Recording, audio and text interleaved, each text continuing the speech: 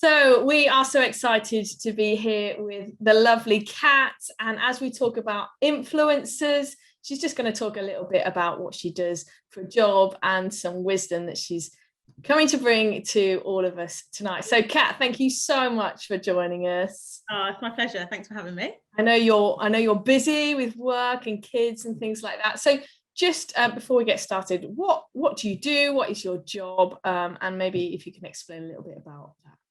Yeah, cool. So I have a vintage shop where I sell women's clothes online. So that's my own business.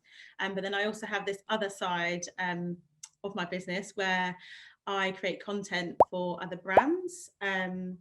So brands will send their product and then I'll style it and photograph it.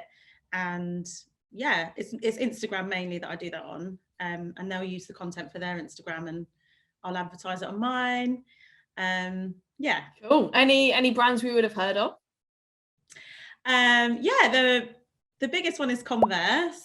Nice. Yeah, I've worked with them quite a bit over the last few years actually, and that's been really cool. Yeah, that's been great, amazing. So you get stuff sent to you. Do you get to keep it? Yeah. Oh yeah, I get to keep it. Yeah, that's the best bit. Yeah, they'll send me, like if they've got new trainers coming out, they'll send them to me and then I'll like photograph them, talk about them on my stories, etc. And then they'll use the content as well. That's the dream really, because I loved Converse anyway before. So I think that was the thing, like they like the way that I mix the Converse with my vintage. Okay. So I think that was the first like what caught their eye. And then it's just like kind of grown from there. So how many pairs of Converse do you actually own? Oh, I've got a lot. I've got quite a lot. I've given like a few away as well, like to friends and family, because there's only so many, I don't know, there's only so many you can wear, isn't there? Could you wear one pair a day differently for a whole month? No, not quite. Maybe a couple of weeks or something. Yeah. Nice. So what is the most fun part of your job doing that? I think the most fun part is just being creative. Like I know that ever since I was a kid, like I've always loved creating, like particularly like with fashion, like trying to make my own clothes, styling them. I was always into art at school. I did art and I just think when I'm creating in this way, I literally fit like, it's because for me it's about like the images, the photography, the styling and all of that, like less so about me. It just so happens that I'm the one most of the time in the photos. But yeah, I just feel like I'm literally, this is what I was born to do. Like that's honestly how I feel. I just get such a like so much joy out of doing it. It's like this is my sweet spot. This is like what I was made for. That's so cool. And I can't believe that I get to like do that for my job. Like it's just such a blessing, honestly. Yeah. So actually it's more the art and creative side that draws you rather than maybe how many followers you get in and the likes and the captions and things like that. Yeah, 100%. And I started off more like with the vintage side of things. Like it was just about finding good things and selling them. And the other side has kind of grown actually without me really meaning it to, or without that being like my first intention actually. Do you feel the pressure just with the job coming with kind of the followers and the likes and the maybe slightly outspoken comments? Do you feel the pressure of that? Is there a kind of a hard side to the job? There is. There is. There's I think the first thing that comes to mind is like the pressure to keep up, like to keep up this like level of creativity and level of like there is the like keeping up with the algorithm, that awful algorithm. Like there's this pressure that where you have to post every day, because if you post every day then you'll get more followers and you'll get more visibility and all of that.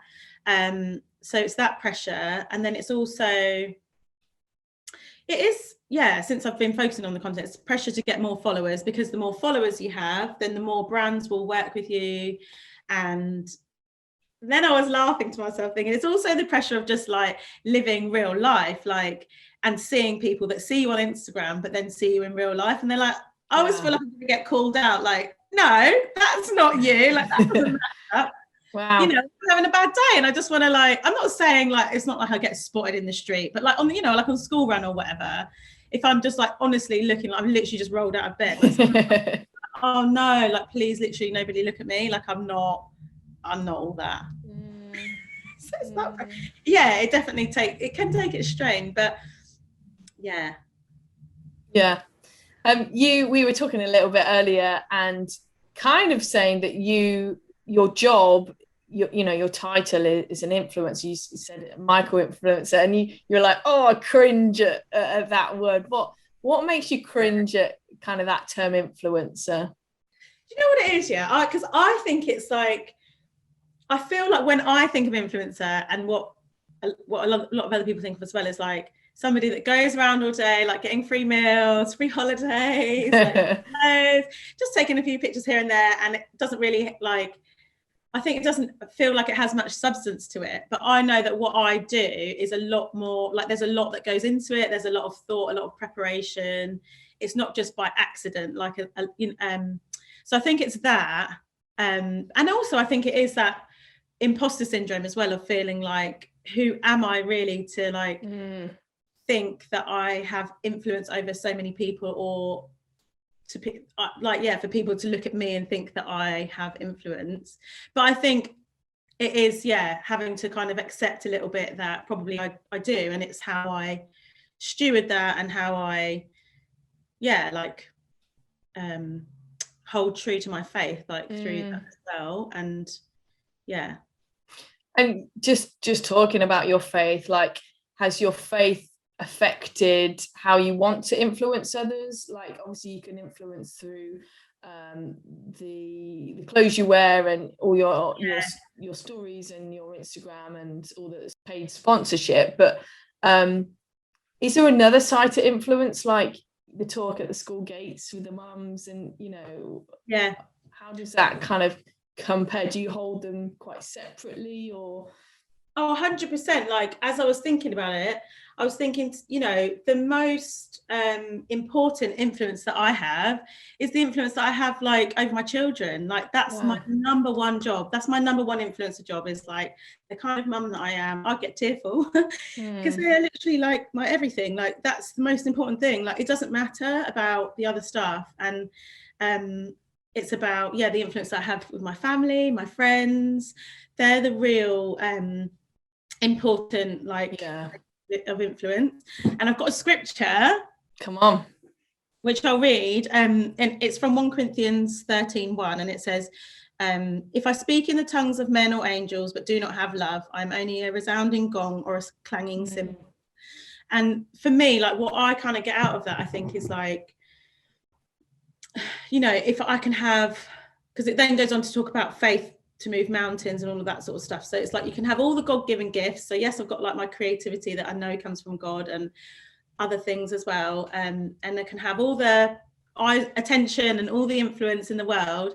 But unless I have love, like a God-given love, and unless I am sharing that love with my community and with my friends, and to some extent with an online community, but really for me, it's about, like, the real community that I have in real life, then it doesn't mean anything. Like, and I may as well just be a gong that's like making a load of noise. And I don't want to be a gong that's making a load of noise. I want to be, authentic and real. And so for me, it's that.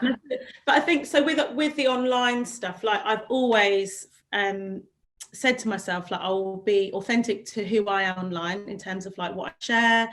And it will be good and wholesome and positive, and I will always make time to like reply to people and to people's comments and like DMs and things like that, and just treat people with respect.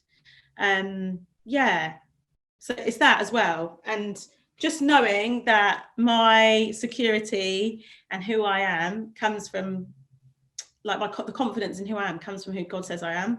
And sometimes I have to take a break as well. Like, just have to take a break and just go, if something is for me, if there's a job that's meant to be for me, if somebody's meant to see something, like, forget about the algorithm.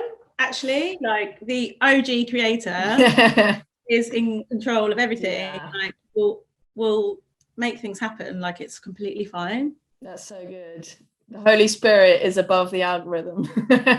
Completely, yeah, Kat, it's been so good talking to you, just from someone that's in that kind of work, but also just reminding us of, you know, your biggest influence is actually your kids and your family and your friends. And whilst you have influence in the social world, that it's holding true to the people God has put around you as well. yeah. So have Thank you. loved hearing from you. Thank you so much. Oh, it's a pleasure. Thanks.